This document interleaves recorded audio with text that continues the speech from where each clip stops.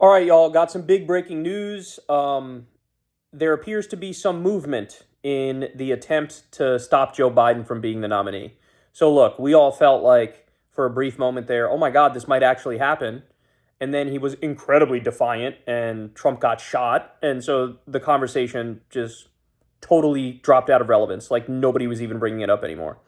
Well, now, again, it appears to be resuscitated. So, news today. Number one, Adam Schiff called for Biden to drop out, and he did it officially.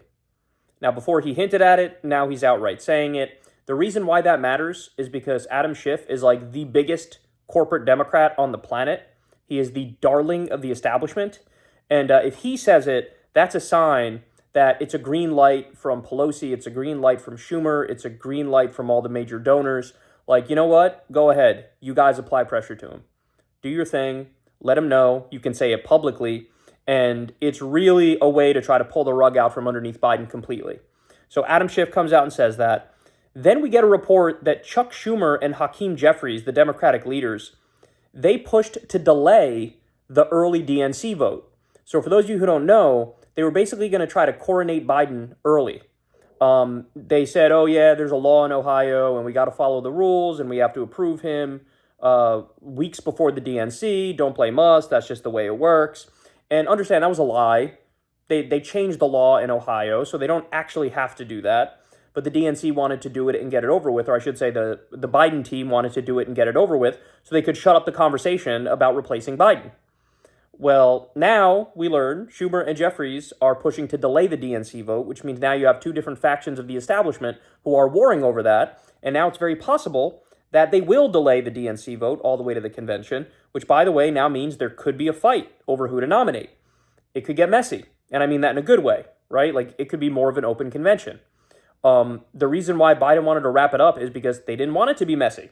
They wanted it to be streamlined. They wanted to just hand it to him, right? So that's also a big deal. Then get this. We get an interview where I think Biden went on BET, and he was asked again about potentially dropping out. And he says, look, I'll consider dropping out if a medical condition emerged. Okay. Previously, he said, only God can get me out. Only God. He also said, oh yeah, I've consulted with people about whether or not I should drop out. I've consulted with myself. Okay, well now again, he softened his position massively. I should also point out, as you all know, that we covered on the show, there's a number of experts, there's a number of doctors who have come out and said, he has Parkinson's, right? There was an expert on NBC who's a Democrat who said, look, I could diagnose him from across the mall. He definitely has Parkinson's. So it's possible to get an official diagnosis on that and get one relatively quickly, because all of the signs are there. So soften his position. He's more, there's also a report that he's now, quote, more receptive to the idea of potentially not being the nominee. Wow. Okay. So get this.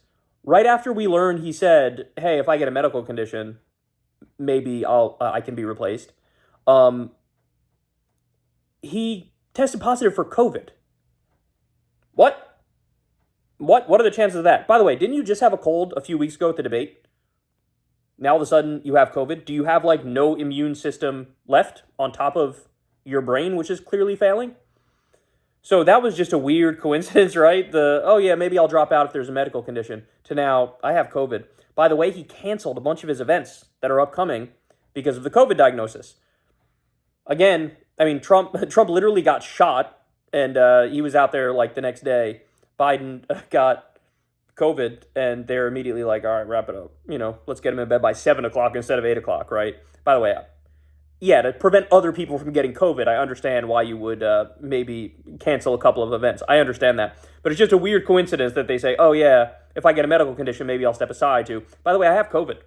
He also tweeted something weird. It was like, in one tweet, it just said the words, I'm sick, which everybody was having a field day with that. And then right underneath it, it said something like, of Donald Trump's nonsense.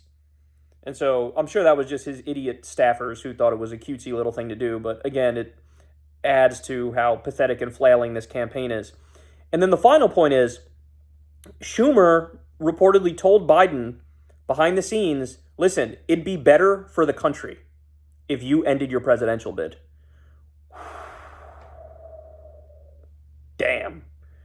So, by the way, the fact that we're even hearing this, the fact that this got to the media means they wanted it to get to the media, which means maybe Biden didn't take it well, and then now this is Schumer flexing some muscle, leaking it, and it's a wink and a nod like, hey, dog, it can get worse. Because now with this story leaking, along with the Adam Schiff part, it's a green light. They're basically saying any Democrat who wants him gone, speak up. Add your voice to the conversation. Make it a tsunami that he can't deny. So apparently the odds of him dropping out, shot up massively as a result of all these little pieces of news that I just shared with you. So now, yet again, we're back to there being a chance. I mean, I've gone back and forth. I've had it 60-40 one direction, 60-40 the other direction. Now I'm probably back at 50-50. For a while there, the whole conversation dropped off the map because of Trump getting shot. And so for a while, it was back down to like 0% chance he drops out. But then he had another round of horrendous interviews where he makes at least 3 massive gaffes in each interview. And that's apart from the anyway count, which gets up the more he can't complete thoughts and sentences. So again, we're back to square one here. We're having the conversation again. And look, I really hope that he gets replaced. Both for the politics of it, of course, but also because at this point it just seems cruel, man. He's clearly not up to it. It does seem like elder abuse. Even if he truly is deciding himself he wants to keep going, okay, then he's doing elder abuse to himself. Because he can't do this. Not only is it like impossible to imagine him finishing the campaign, it's also obviously impossible to imagine him governing for 4 more years. It's just not right. It's just not right. So for a plethora of reasons, I would say I really hope he steps aside. And tonight, maybe a little burst of hope. Now, is it possible that this is just as short-lived as the other moments where we thought he's definitely dropping? Sure. It's very possible, in another 5 days we come back here and it's like, he's not budging. It's very, very possible. But I hope for all of our sakes, that's not what's going to happen.